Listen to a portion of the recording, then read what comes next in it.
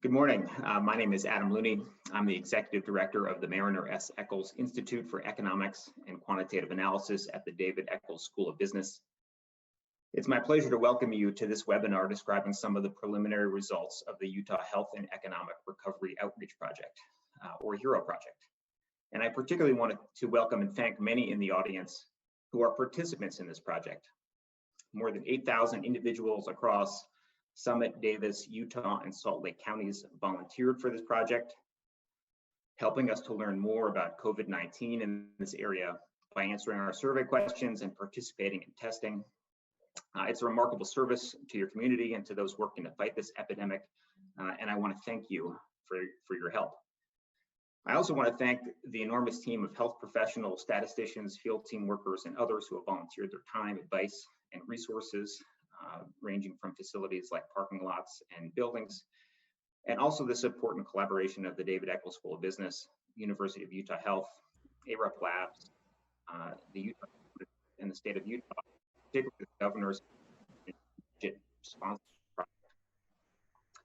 The HERO project was intended to measure the actual rate of COVID-19 infection in Utah and across different areas and groups, to improve the detection of the disease and to provide reliable information to policymakers as they make decisions affecting public health and the economy. Today, we're going to hear from several of the doctors, public health experts, and health researchers who organized or advised on this project, starting with Stephen Alder. He is a health ecologist and professor of family and preventative medicine at the University of Utah. Next, we'll hear from Dr. Julio Delgado, who is the Chief Medical Officer and Director of Laboratories at AREP.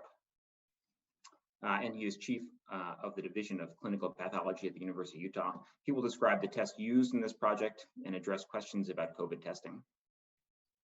Dr. Matt Seymour, who holds the H.A. and Edna Benning Presidential Endowed Chair in Epidemiology and who is Professor and Chief Division of Epidemiology at the University of Utah, will walk us through some of the preliminary results of this project. After the presentation of those results, we'll have a discussion about their implications led by Katie Drake, the communications manager at the David Eccles School of Business. That conversation will include Dr. Angela Dunn, the Utah State epidemiologist, Dr. Mike Good, the CEO of University of Utah Health and Dean of the School of Medicine, and Dr. Andy Pavia, the Chief Division of Pediatric Infectious Diseases at the university. And before we get into that program, I also wanted to relate this health-focused work to the other important goal of this project, which is to help to get the economy back to work. To that end, I wanted to highlight one relevant economic fact. If we can move the slides one forward. And that is that most of the economic consequences of COVID-19 are the result of individuals' concerns about the disease and its health consequences. To illustrate this fact, this chart shows the change in consumer spending by day in two very similar states, New Mexico and Colorado. Observe that spending in these states plummets as a result of the epidemic, but that decline largely proceeded when the states officially closed their economies. Consumers effectively closed it themselves. And while Colorado officially reopened 16 days before New Mexico, there was no difference in the economic activity in the two states during that period. And that's not to say that what the government does and says doesn't matter. I'm sure that it is very important. It's just that an effective strategy to reopen the economy requires a credible and effective public health response that makes consumers, workers, and businesses confident in their safety as they resume more normal activities. And that was a key motivation of the Utah HERO project, which is an attempt to produce rigorous, reliable evidence about the prevalence and consequences of COVID-19 and to help policymakers and the general public make well-informed decisions. And I will now turn it over to my colleague, Steve, to tell you more about the project. Thank you. Great. Thanks, Adam. Just as a quick overview, as we launch into this discussion of the HERO project, HERO stands for Utah Health and Economic Recovery Outreach. And the HERO project was established to determine the community-based activity of SARS-CoV-2 infections. And the project was developed around capacities. And the capacities include the ability to randomly sample households throughout Utah so that we get a true community-based sense of what's taking place. We have a variety of recruitment methods. To date, we've primarily used direct contacting, where people are approached at their households, of course, using all of the appropriate social distancing and preventive precautions, or through the mail. We have mobile serology and PCR testing capacity. Because of the ways that we're recruiting, we have a sophisticated analytics team, and we're fortunate to have access to these individuals. We have expertise across the business, medical, and public health fields that are helping us as we think through how to best measure and share information that we find.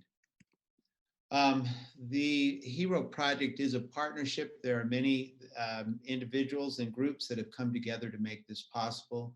I want to echo Adam's appreciation for all those that have participated. Our feeling has always been those are the heroes that are making this possible and helping us really understand what's going on in our state. And it's important that we do understand that so that we can take the best steps moving forward.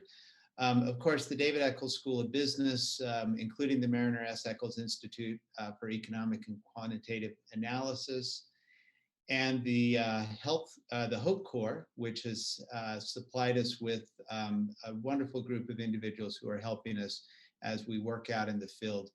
We also have terrific assets coming to us from University of Utah Health, including the Study Design and Biostatistics Core of the Center for Clinical and Translational Science, as well as clinical and other health professionals who are helping us make sure that we do our testing and assessing of individuals in the best possible way. And of course, great appreciation as we're contracted through the Governor's Office of Management and Budget, appreciation for the support because we feel this is quite important. The HERO project is split into two phases. The first phase is what we'll be talking about today. This is testing for current and past SARS-CoV-2 infections. Of course, this is the virus that causes COVID-19. Testing using PCR and serology testing so that we can understand both what is happening now and what has been happening historically, and more will be said about that in a moment. Our first focus has been working across Davis, Salt Lake, Summit, and Utah counties, where a bulk of the state population lives. Phase 2 is what we're now transitioning into as we complete our phase 1 activities. Phase 2 will include testing beyond the 4-county area, assessing communities that may have high viral activity to understand where we might have what we sometimes refer to as hotspots. Focus on students and children to help guide best practices for returning to school, and monitoring changes in infection activity over time so that we can understand what is happening in the community. I'm going to turn now back to Adam to talk more. He and his team have done a remarkable job on helping us with sampling so that we can make these community-based estimates. So I'll turn it to him for an overview of the project aims and the approach that we've used to invite participation. Thanks. I wanted to say a few words about the sample design, which means the choice of which areas and which households were invited to participate in the project. I particularly wanted to mention this because it's the answer to the question of how we ended up on many of the people in the audience's doorstep to invite you to participate. From a statistical perspective, we wanted participants to be representative of the broader population, to represent all 4 counties, and to represent a population that is demographically diverse, communities in which the prevalence of COVID-19 as measured by local case counts varied considerably. But logistically, as Steve said, we intended to contact households using intensive methods that included having field teams knock on doors, and to have people tested at a local testing facility that was a mobile testing bus. And so that was important to use those intensive methods because most of the evidence we currently have about COVID-19 is from non-random samples. People who visited grocery stores, for instance, or people who signed up, perhaps motivated because they were concerned about an exposure, and thus were the individuals who participated were probably at higher risk than the general population. And so those desires pulled in opposite directions. The statistical desire to sample broadly and the practical considerations that our field teams and participants had to be able to easily travel between houses of participants. And so what we did is we selected 26 relatively compact geographic locations. If you look on that map on the right-hand side, that the purple areas or the blue areas on those maps are those targeted areas. And then in addition, we filled in the gaps between those areas by recruiting people in mail from the yellow areas. In each of those 26 areas, we selected certain blocks at random to sample. If you go to the next slide, this is an illustrative map of what our field teams got. And if you go one slide further to an example of a block that was not actually in sample, but our field teams would be directed to knock on the doors of the houses in green. If you go one more slide, our field teams traveled around to these neighborhoods with their iPads. They asked household resident survey questions and invited them to be tested. So for instance, if you are in Midvale or Sandy today, starting at about, actually right now, there are 22 field teams, 44 individuals who are revisiting selected households to ask them to participate in this project. They will visit 53 blocks, just like the one I just showed you, knocking on about 370 or 380 individual addresses. And then tomorrow, if you go one more slide, they'll drive, those participants will drive to a field testing center like this one. You can see a temporarily repurposed cancer screening bus in the background. You'll see teams of phlebotomists in the foreground. Just off screen to right are medical professionals in full PPE to take samples using nasal swabs. On a good day, those teams will test 600 people and provide about 1,200 tests. And so to tell us about those tests, I'll turn it over next to Dr. Julio Delgado. Thank you. Thank you, Adam. It's a real pleasure to be with all of you and try to go over a little bit about how we're doing the testing for this important study. Can I have the next slide, please? So as most of the participants have realized by now, there are two types of tests that we're using for the HERO study. One that we call the diagnostic test, and the other one that we call the serological test. So the diagnostic test, also known as the PCR test, is a test that is done on a nasopharyngeal swab, which is collected from the nose of the individual. And then that test provides information about whether the virus is present in that individual. The serological or antibody test is done on blood. And what that test that is, it checks for the presence of molecules that we know as antibodies, in this case, IgG antibodies, which are produced by the immune system for pretty much all the infections that we suffer from, but in this particular case, obviously focus on COVID-19 infection. Next slide, please. So to understand the quality and to understand the information that a test offers when we do this clinically, but also when we use it for the studies like this, there are two important values or two important measures that I like to explain for the audience. The first one is the sensitivity of an assay, which is the ability of the test to correctly identify those with the disease, or in this case, with the virus, which is also known as the true positive rate. This is a value that is measured in a percentage and going from 0 to 100, and being 100 the highest sensitivity, of course. And the other measure that we use to evaluate the quality of a laboratory test is the specificity, which is the ability of the test to correctly identify those without the disease, also known as the true negative rate, which is also measured as a percentage. Next slide, please. So for the HERO study, we're using two PCR assays, one by a company known Hologic, and the other one by a company known as Roche, which are companies with a very long-standing and track record of doing this type of testing for different viral diseases.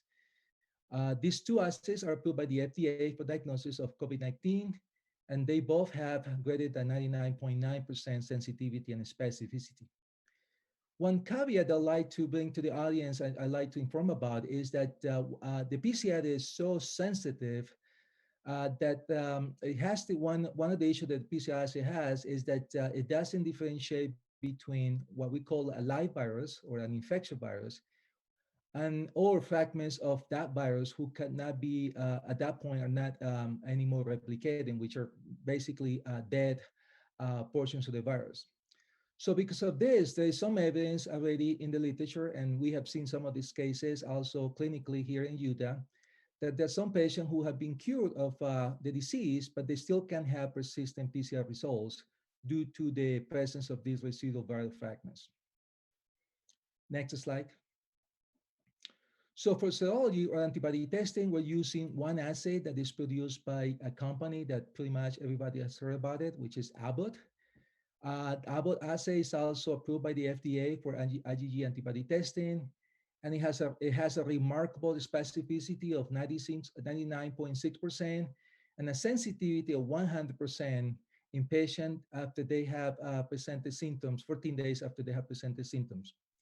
There is also a caveat with the antibody testing, and that is that most of these antibody assays were validated initially by the companies and have been verified by laboratories like RUP using a patient that had presented with moderate and severe disease, and for the most part were hospitalized at the beginning of the pandemic. So what we're seeing right now is that the sensitivity of these assays, now that we're starting to use them in the community, it's likely to be lower in patients that presented with mild disease or those patients that presented with asymptomatic COVID-19 disease. And there is also evidence that people can have a negative antibody result, even though they might have had a documented PCR positive result. And this is particularly true in people with asymptomatic disease. Next slide, please. I'm sure a lot of people have been wondering why we're using a blood assay when there is a possibility of using a finger prick assay, which is also known as a rapid assay. So I wanted to show a comparison between the two types of assays. So the blood, known also as the conventional assay versus the rapid assay. So it is true that the rapid assay is a much easier assay to conduct because it can be self-administered by somebody pricking their finger and getting a little bit of blood that can be used for the assay. And the other advantage is that the testing can be done on site, so you can pretty much get the results right at the time in which the test is done. But the problem with this rapid assays, as you can see, is that the sensitivity and specificity is much lower compared to the conventional assays. So sensitivities of 60 to 80%, what it tells you is that depending on the assay, you can have as many as 20 to 40% false negatives, which is not good, obviously, when you're using this test to determine if somebody has had the infection in the past, or for a situation like we're trying to use it in this particular study. Specificity also is much lower, 85 to 95%, which compares, compared to the specificity of the conventional assays, which is much lower. So what happened with that is that in a lot of cases, the positive result could be a false positive and could be indicated by the presence of another infection, not necessarily COVID-19. There are very few rapid assays that have been approved by the FDA. And one of the concerns that we have in the laboratory industry that most of these assays are being manufactured by companies that did not exist 6 months ago.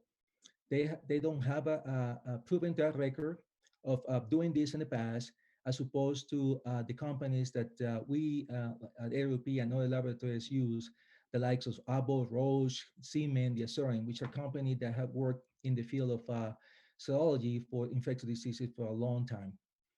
So in conclusion, these assays, rapid assays, produce very unreliable results. As a matter of fact, several of those initial kits that were approved by the FDA have been banned and have been removed from the list of the approved tests for antibody testing. So it's my opinion, and I think I shared this opinion with a lot of people in the field, that there isn't at this point a reliable rapid test that is recommended for antibody testing for COVID-19. Next slide, please. Finally, one of the most important questions I'm sure everybody has is, what does a positive IgG antibody result mean? So what we know today is that the presence of IgG antibody indicates that the person has been exposed to COVID-19 infection. Two important points is that a positive result of antibody IgG cannot be used to diagnose active infection. Only the molecular test is the one that is recommended to diagnose the disease. And the important thing about a positive antibody is that does not inform about the infection status, because the patient might be cured or the patient might be still infectious if the test is done too early after the beginning of symptoms. And finally, obviously, the most important implication for an antibody test, which I'm sure is in the mind of everybody, does the positive indicate protective immunity? And unfortunately, up to this point, we still don't know the answer to that question. We believe it does, but everything has been very, very different with COVID-19, that we still need to prove this data. And there are a lot of studies right now underway to answer this question. I believe that that's going to be the case, but it will take a few more months to try to prove that actually those antibodies are going to produce immunity in those individuals that have elicited that antibody response. Final slide, please. So in summary, the testing used for the HERE study is the most accurate testing available for diagnosis of COVID-19 and also for the detection of COVID-19 antibodies. I believe that HERE study is providing very useful information to all the individuals that have been enrolled in the study about the status of the disease and about the, obviously, whether or not they have developed an antibody. And on behalf of ARUP, we feel very proud to participate in this study, and we would like to stay committed to continue protecting the health and well-being of everybody that lives in the state of Utah. And I'll stop right there and wait for the second part and answer any question that might come from the audience. Thank you.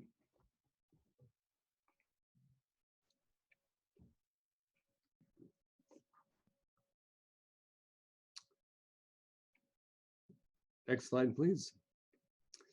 I have the good fortune of being the presenter who will convey the primary results of this project to date. I would like to add my thanks to the participants in this project and to thank the large number of individuals who have contributed incredible effort to make this project a success. And I'd like to thank the Governor's Office of Management and Budget for supporting the project, and for the Utah Department of Health for their engagement at all levels of this project. For the audience, I want to make sure that we defined epidemiological terms as we go. First, I'm going to define seroprevalence or prevalence.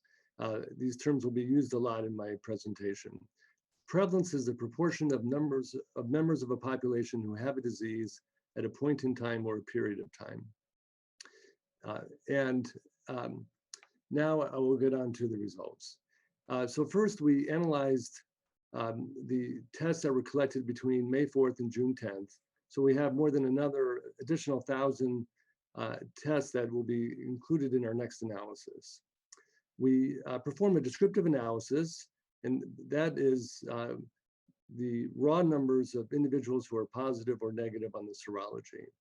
And this raw proportion is 1.2%. 78 of 6,527 individuals had antibody to SARS-CoV-2, which is the virus that causes COVID-19. Now, our goal is to estimate the actual proportion of members of the population who have been infected up to a week or two prior to the test collection. Now, the number I want you to remember, the take-home number, one of the key numbers from this presentation, is that estimated population prevalence is 1%. And what that means and what the implications are, I will spend some time discussing. But first, let me explain the statistical approach. Members of the population are randomly selected, as previously mentioned, to reduce bias. However, not everyone who is randomly selected participates. So we use statistical methods to account for this non-participation, or what we call non-response. But we also need to account for test and error, as Dr. Delgado explained. And he mentioned the importance of specificity because it is critical to have high specificity for rare conditions. However, as Dr. Delgado explained, there is uncertainty around the sensitivity of the methods for antibody detection. There's concern about whether individuals with mild or asymptomatic disease mount a sufficient antibody response to be detectable.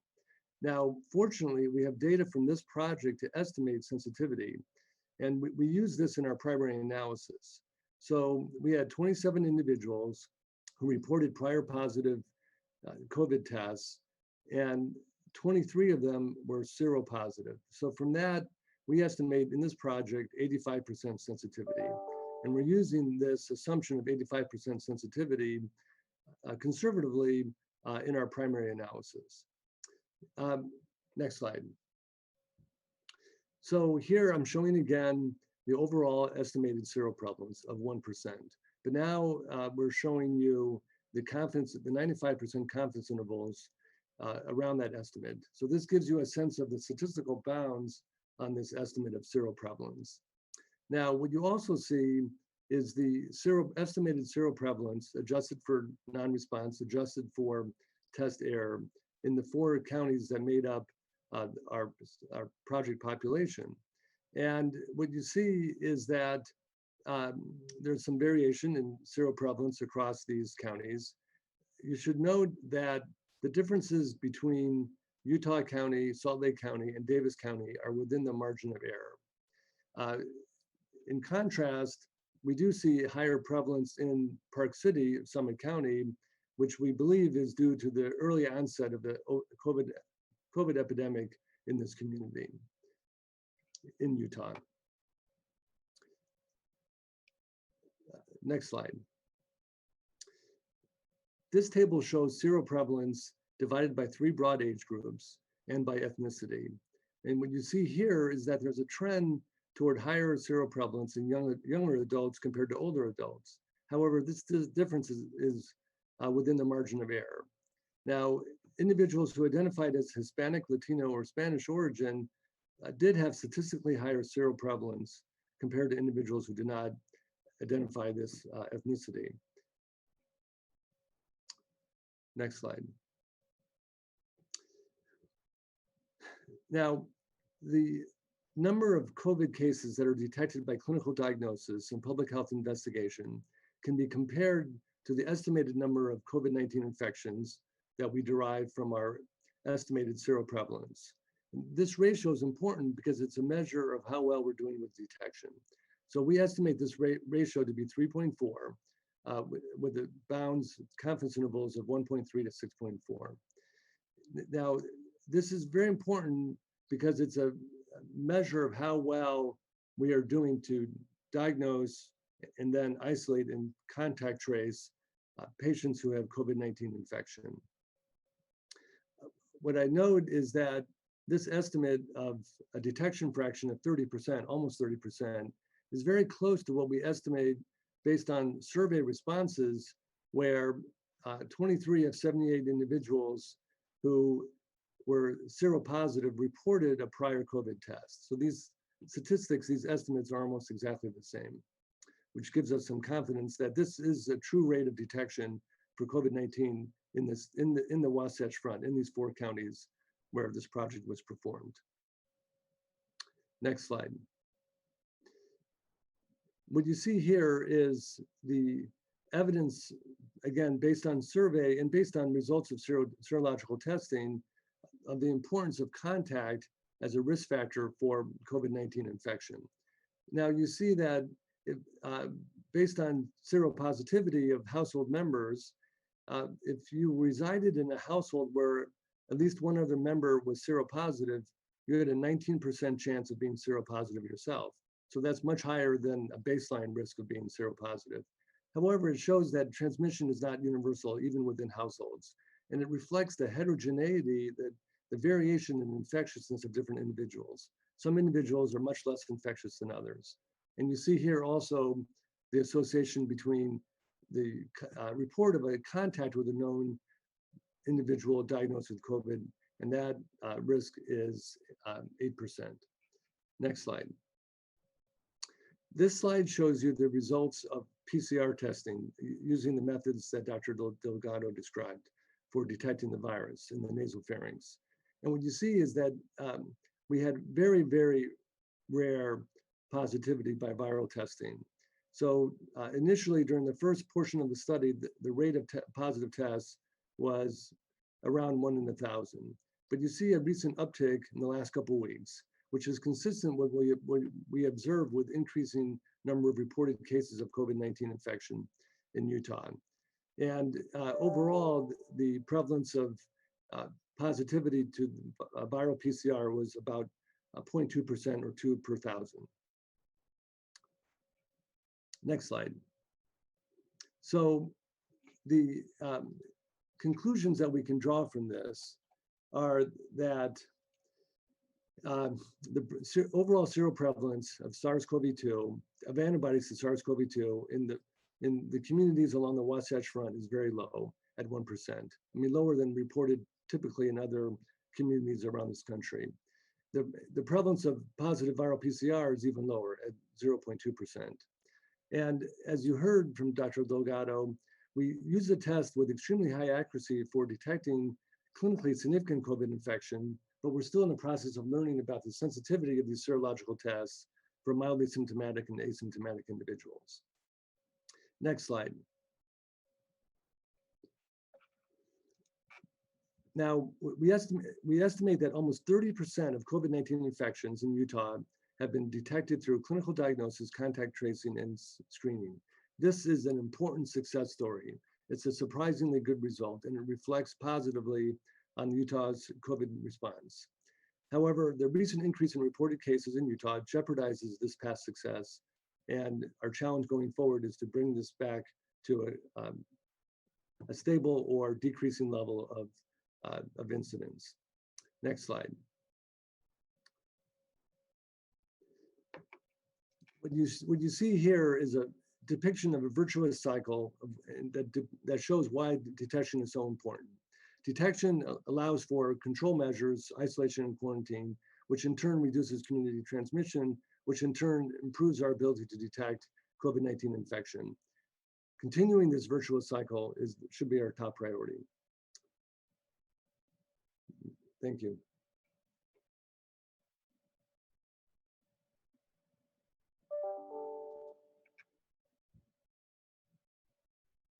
Hi, everyone. My name is Katie Drake, and I'm the Communications Manager here at the David Eccles School of Business. And we'll now be moving on to our panel discussion with the fine medical professionals that we've got here. We're so thankful to have you all here today.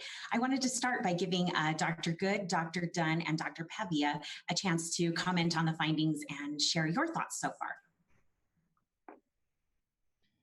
Well, I'll begin. First of all, this is just really phenomenal work. Again, thank you to the governor's office, to the governor's office, our state leaders for commissioning this work. Really, congratulations to the team. You know, if you think about over 7,000 individuals who had to be contacted, registered, and then the specimens, the blood and the nasal swabs and so on performed, really just kudos to the team. This work is so important because this is a new virus. This is a new pathogen in our community, and we're learning how we need to respond to it. It travels more readily from one person to another, and it causes harm in those with severe infections. So much of what we are doing, we have to rely on estimates. And what to me this study is so important is it brings actual data, measured data about over a large thousands of individuals in our community, those that have are either asymptomatic and have an active infection, and then second, the percent who by having antibodies in their bloodstream show us that they've had a prior infection. So to me, the most important thing is we add data about our community, so we can use actual data rather than estimations or approximations and things like that.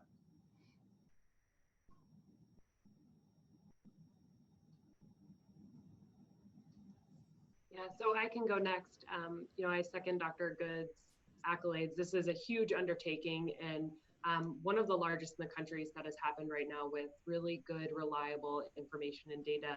And from a public health perspective, what it's telling us is what is that underlying spread of COVID-19 throughout these communities that maybe we didn't detect through the nasopharyngeal swabs that are out there. And the low prevalence rate actually shows us that our early efforts did a good job at controlling this. Our contact tracing, our testing, the ability for people to maintain social distance, that all worked. And so it's really encouraging to have that kind of validation that what we thought would help control this pandemic actually is working or did work at the beginning. And I think moving forward, what this tells us is that a large portion, the majority of us are still susceptible to COVID-19. So we are really going to be relying on that vaccine in order to get immunity and stop the spread of COVID-19, more permanently here in Utah.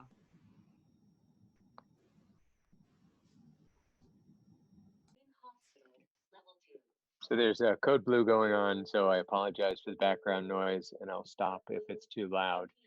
I agree with everything that's been said so far, particularly kudos to the field team for all the hard work and to the Utah State government for funding the study. But I want people to really make sure they understand that what we've measured here is the seroprevalence or the number of infections that were occurring in April and May. And what we showed very nicely was that we had a good testing system in place and were able to identify the majority of cases. So we identified one case for every 3 actual infections, which is much better than what Dr. Redfield from CDC estimated for the country as a whole, where only 1 in 10 were detected.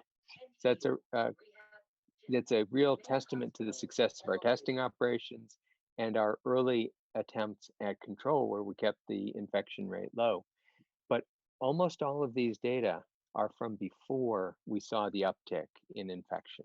So to take this as good news that we're doing a great job and we don't need to worry is really a message I don't want anyone to take away from these data, because right now we're facing a crisis, as Dr. Dunn has repeatedly reminded us, and it would be a mistake to rest on our laurels for our early successes when that's not what's happening now. Well, thank you all so much. Those are great reminders for everyone who's listening. One thing we wanted to dive into here is that one purpose of the project was to understand how the prevalence was across different communities, and including with communities that have historically been underserved here in Utah. Are there groups or communities of particular interest or concern at this particular stage? And if so, what can we do to serve them better?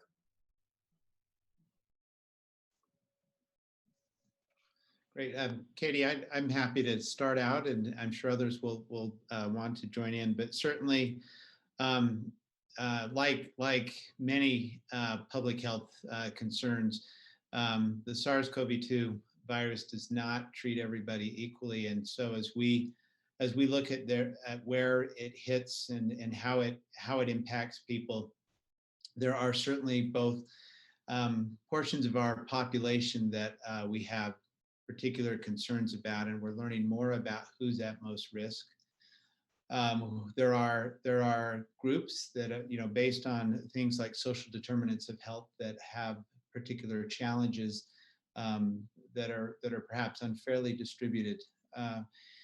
So as noted earlier in the presentation, we are in the phase 2 of the HERO project. We are looking to work with different communities where there may be indications that there is more viral activity, and look at ways we can help to understand that better, because we're best guided in our response efforts by strong data. I'll just put in a few additional thoughts.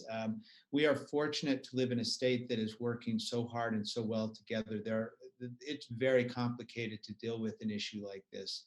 And as we collectively are looking at ways to do things, we have our state government, we have our State Department of Health, we have our local health departments, we have our clinical systems, we have our community leaders. I mean, we have our business leaders. We have so many groups that are coming together to try and navigate, because this is something that affects all of us.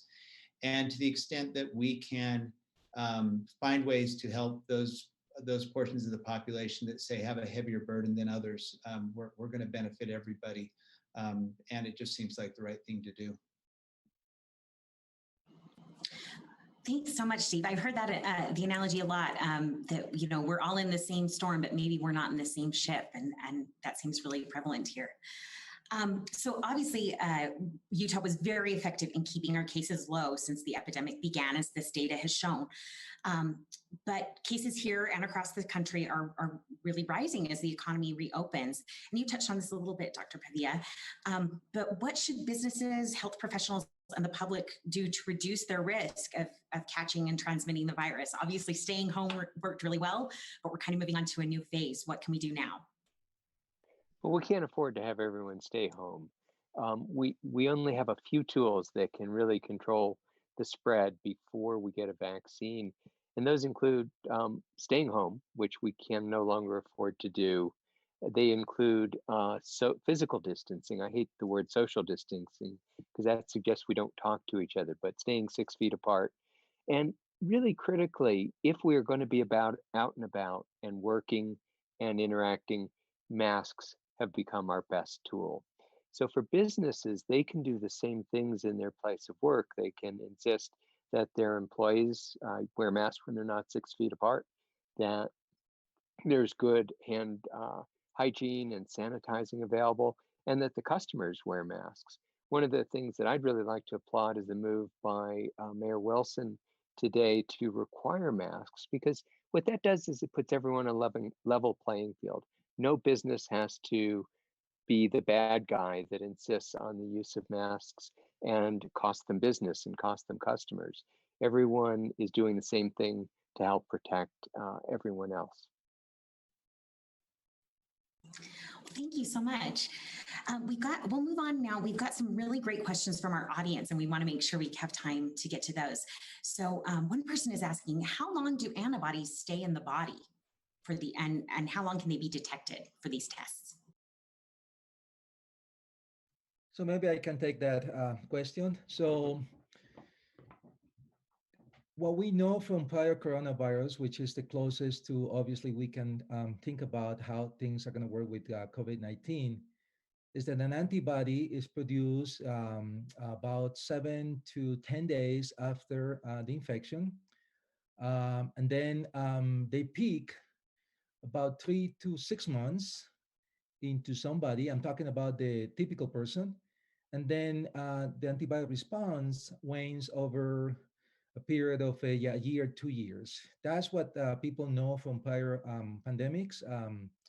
The SARS-CoV-1 that occurred at the beginning of the century, and the one that occurred about 8 years ago in the Middle Eastern region of the world. Now, things with coronavirus, COVID-19 has been so different, and I think we're learning so much. And it's very, very difficult to predict how this virus is going to behave in terms of the immune response. There are some studies that are being published, still very preliminary data, because the problem is that we have had this virus only for, I would say in the United States, for 4 months at the most, and in the world maybe for 6 months. So the length of a study is very short. We don't have a year, we don't have 2 years, so we can claim, well, yeah, the antibodies stayed that long. We're hoping that that will be the case, because that will be the bridge until a vaccine is found, but also until maybe a very good treatment is also developed, so we can keep people alive without obviously going into a ventilator and succumb to the disease. So just to summarize, we think the antibody is going to be protective. We are hoping that the antibody will last But what we're seeing, and I think it's going to be the case, that it's going to be different for everybody. Not everybody is going to behave the same. I think that some data, which is a little bit concerning, showing that some of the people that were asymptomatic and perhaps have mild disease, the antibody response do not last too long. But the one thing that I want to also say to people is that antibody is not the only way how the immune system combat an infectious disease. There are also innate immunity. There is also T-cell immunity. And the fact that those individuals who were asymptomatic and a mild disease presentation didn't develop a severe disease is likely because the other elements of the immunity also play a role. So it is likely when they get reinfected, those same elements of the immunity will come and to the defense of the individual. But like I said, I mean, there's still a lot of time for us to figure that out. But it's an evolving question that we'll trying to answer. We've got a couple of really good follow-up questions here, Dr. Delgado, that I think you could probably answer for us. Obviously, SARS-CoV-2 is not the only coronavirus. It's one of a big family. Is there any cross-reaction between COVID-19 antibodies and these other coronaviruses? And then some other folks are wondering, are these antibody tests available outside of the HERO project? And if so, where? Yeah, so the first question about the specificity is a very important one. And this is the part that differentiates conventional assays. I'm talking about the lab-based assays from the rapid test. The assays that we use, and every other laboratory in the country, academic or reference laboratory, were developed and validated against samples that were collected prior to the pandemic. So these are samples that were banked back in a year ago, maybe even longer than that. We at ARUP had that ability because we process a lot of samples, and for a lot of reasons, we have to keep these samples for a long time. So when these tests were given to us, we took hundreds of these specimens that had been collected prior to the pandemic, and the majority of those samples, about 99.4 to be specific in relation to the Abbott assay, came back negative, which is a good indication that the assay is very specific. But there's always a possibility that somebody might have had, there's a virus in the past that might have a very similar sequence that might have elicited an antibody that is the one now that we're measuring. So no one can claim that an antibody test is 100% of either specific or sensitive, because there's always the possibility that something has happened that makes that assay. Now, the second question, which relates to the availability of the antibody test. Yes, I believe the antibody test is available. Most of the healthcare system I think every healthcare system in the Valley and Salt Lake City now has an antibody test available. It can be obtained by getting a physician order. And there are indications today for the antibody to be ordered on the individual. So I don't see any reason why anyone should not get an antibody test today if there is the indication for it. That's wonderful news. Another great question here. Obviously, when this virus first emerged, it was mostly infecting older populations. Are we seeing a shift here in Utah to different demographics of new cases, the way we are seeing it in other parts of the country where we're seeing younger people impacted?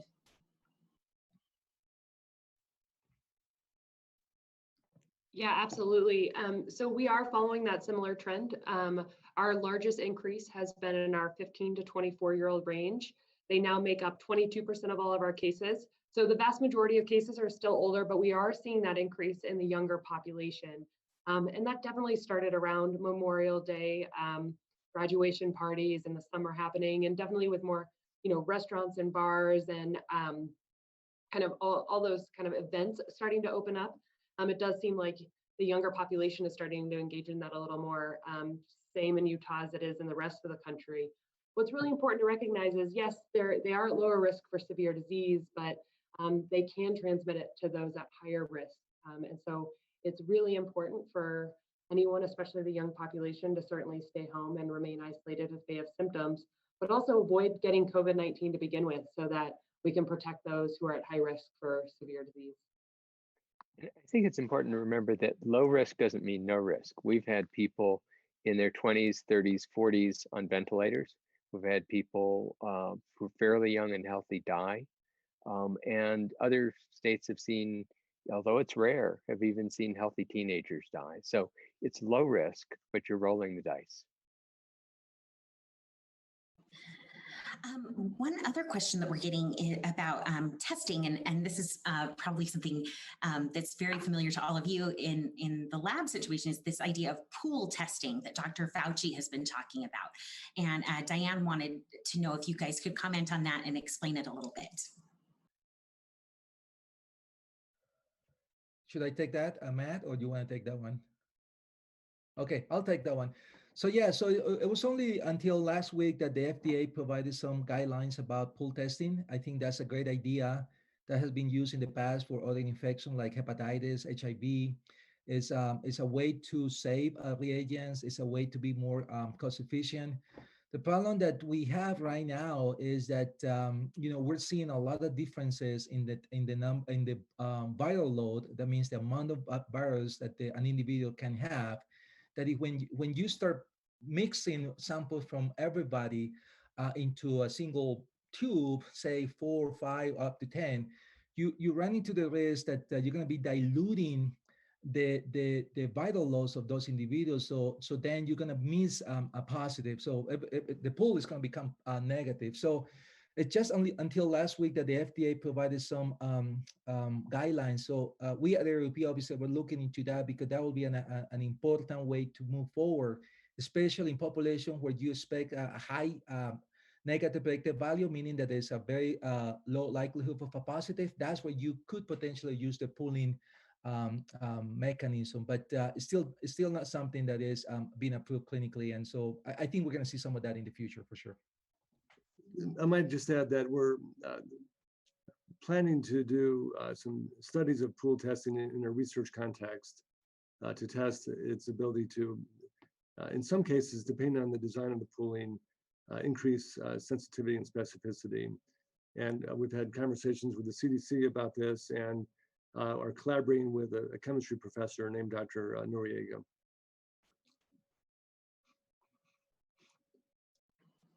Thank you both so much. So one question that we're getting several variants of is, with the spread that we're seeing now, are we able to estimate what the positive rate in the population is right now? It's a great question. And Steve and Adam are going to be out on the streets trying to get us that information in the near future.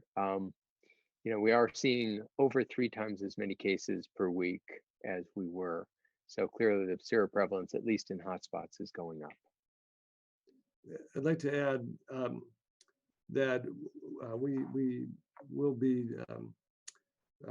recruiting participants in the phase 1 of the HERO project to participate in longitudinal testing, where we will measure antibody again. We will start this phase of the project or this portion of longitudinal testing later in July, and that will give us a very strong sense of what the infection rates are in the last 2 months, or during this interval from early June to July. Wonderful, thank you so much. So we've got another question here that is asking, specifically Dr. Dunn, they're asking about job creation for ongoing contact tracing and testing in both the public and private sectors. Are we expecting to see more of that? Yeah, so to increase our capacity to do contact tracing with this surge in cases, we've already contracted with the University of Utah, and we're onboarding 140 new contact tracers at the state level. The other opportunity is that our local health jurisdictions, so there's 13 of them across the state, are getting their own dedicated funding to bring on contact tracing capacity specifically to their jurisdictions. And so that hiring process is definitely going on. And that's where we're going to see kind of most of our surge capacity come from. Wonderful. Well, we're almost out of time, so I just want to close out with a final question for all of you that I think is really great, which is, what do you think the most important take-home point is for non-professionals who are looking at these numbers? I think Dr. Pavia started us off. We all have to do our part to slow the spread of this virus. It does come down to basics. Remember, the virus is transmitted through respiratory secretions. So if we stay physically apart from one another, that helps. If we add a mask all the time, anytime, the more we have a mask on, you will get used to it. You know, people always like to say, well, are masks effective? When you sneeze into a mask, you learn quickly how effective they are. They slow the spread of respiratory viruses from one person to another. You know, the hand washing, the hand sanitizing, just meticulous attention. I use the example, but before COVID, I wear disposable contact lenses. Like every morning I'm putting them in, every evening I'm taking them out. And I have to admit, before coronavirus, I didn't wash my hands. I wash my hands thoroughly for 20 seconds each morning and each evening before I put my hands in my eyes. And then, as Dr. Dunn said, when you're sick, stay home. You know, in the past, we might have felt a little flu-like, and we would take over-the-counter medicine and, you know, kind of power through it. We can't do that anymore. We can't do that while coronavirus is running through our communities. When you're ill, you need to stay home. So hand washing, masks, staying apart, not gathering in large groups, and staying home when we're ill are kind of the 4 pillars that we really need to reliably have everyone doing. I'd like to add 3 quick take homes. Sorry, Matt. 1, good science can drive good decisions. 2, we were able to do a good job early in the epidemic. 3, we're not doing a good job right now. We need to do better. my take-home message is testing works, and the increase in reported cases is not due to increased testing. So the more testing, the better.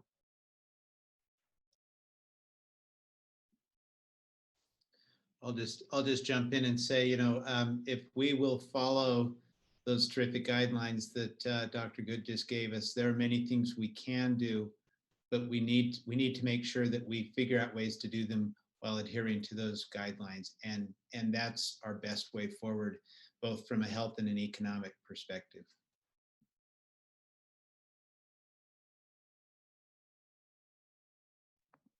So I think everybody hears enough from me. So I will just second all of the other voices that are amplifying the message that we've been getting across.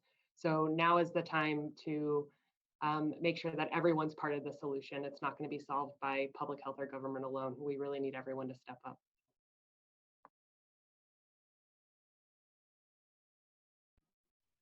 Thank you all so much. We are out of time, unfortunately, but we do have an email address where you can contact the staff of the COVID study. It's utcovid19project@utah.edu. I put that in the chat link as well on the YouTube site. So if you'd like to ask a follow-up question, or if we didn't have a chance to get to your question today, please feel free to send us an email there and we'll try and get back to you as soon as we can. With that in mind, I'll just say thank you to all of our panelists and turn the time back over to Adam.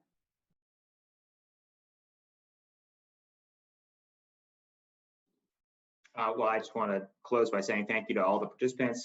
Thank you to our audience. Thank you to the many people who participated in this project, and to all of our sponsors, the GOMB and state of Utah, and all of the people who have helped facilitate this project. Thank you all, and until next time, bye-bye.